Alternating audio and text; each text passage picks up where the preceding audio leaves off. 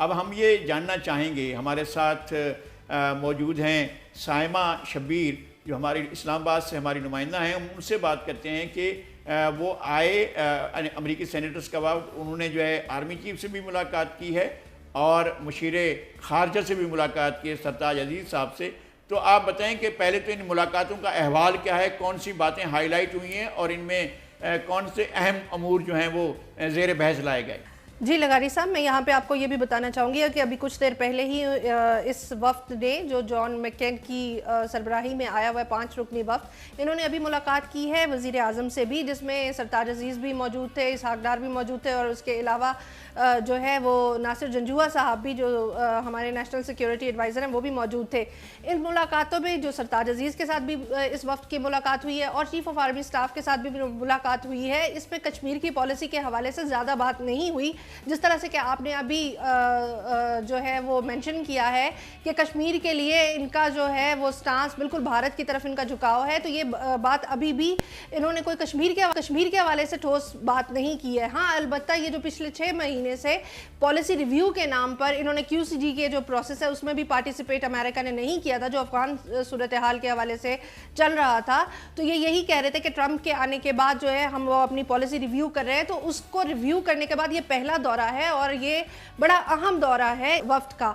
और इसमें ज़्यादातर जो बात की गई है वो यही है कि अफ़गानिस्तान की सिक्योरिटी की सूरत हाल के ऊपर किस तरीके से जो सिक्योरिटी दिन ब दिन बिगड़ती जा रही है उसको किस तरीके से बेहतर बनाया जा सके। यहाँ पर मैं आपको ये भी बताना चाहूँगी लगारी साहब कि अमेरिका में एक डिबेट चली हुई है सेनेटर्स के बीच में ही कि पाकिस्तान की अफादियत अब वो रही है उनके लिए या पाकिस्तान की अफादियत अब वो नहीं रही है। जो साइमा ये बड़ा सवाल है और ये सवाल लेकर साइमा मैं ये सवाल लेकर जाऊंगा इकराम सहगल साहब के पास और हमें बताएंगे। एक तो ये है कि कश्मीर के बारे में उनकी बात हुई या नहीं हुई, कश्मीर उनके एजेंडे पर है या नहीं है, अमेरिका उसको क्या अहमियत देती है, माजी की तरह देता है या नहीं देता है। इसके अलावा उनका दूसरा इशू जो है वो अफगानिस्तान से क्या मदद लेना चाहते हैं पाकिस्तान से अफगानिस्तान के लिए, और तीसरा मसला ये है कि सिनारियो बदल चुका है और कोल्ड वार ख़त्म हो चुकी है, पाकिस्तान की वो वफादियत रही है या नहीं रही है। ये 3 एंगल्स हैं। इकराम सहगल साहब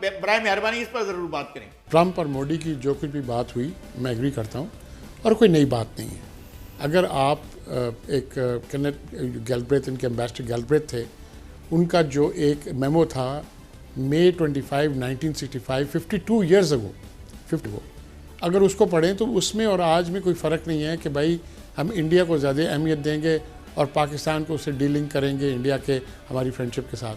हाँ, ये ज़रूर है कि उस ज़माने में इंडिया था एक non aligned country, cold war में वो रशिया के सोवियत यूनियन के साथ था और अब नेचुरली चाइना को कंटेन करने के लिए वो अमेरिका के कैंप में है। बट एक बात मैं आपसे ज़रूर करता हूँ कि जो जितनी भी बॉडी लैंग्वेज वगैरह ये वो आप देखते हैं या फ़ोटो अपॉर्चुनिटीज़ देखें, जो उनकी स्टेटमेंट देखते हैं वो स्टेटमेंट जो होते हैं जो स्टेट डिपार्टमेंट निकलती है वो आपको गैर करें। उसके अंदर ओनली यस्टरडे बड़ा क्लियर लैंग्वेज में स्टेट डिपार्टमेंट कहा है कि we consider Kashmir a disputed territory, Jammu and Kashmir to be a disputed territory. ठीक है जी। तो नेचुरली वो उनकी पॉलिसी वहाँ पर चेंज नहीं हुई है। उनका डेफिनेटली ये ज़रूर है कि उनने कश्मीर के ऊपर अहमियत नहीं दी है जो उनको देना चाहिए, ये बात सच है।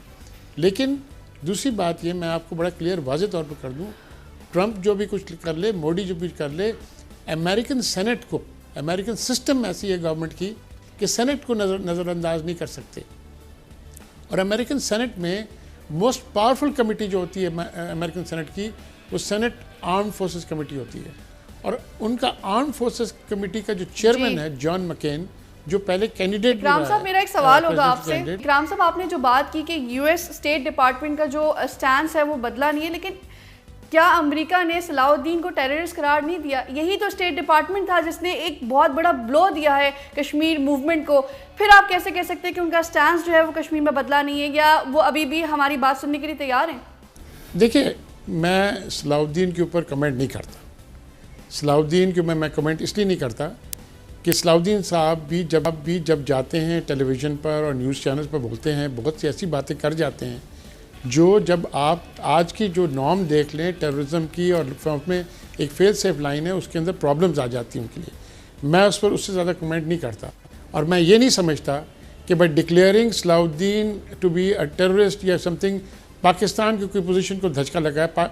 Salahuddin does not represent the people of Pakistan, Salahuddin does not represent the people of Jammu and Kashmir. Salahuddin represents one of his organisation which is fighting within Kashmir and that's his right, और वो ठीक है, ठीक है। लेकिन मैं उस पर कमेंट नहीं करता इस बात से।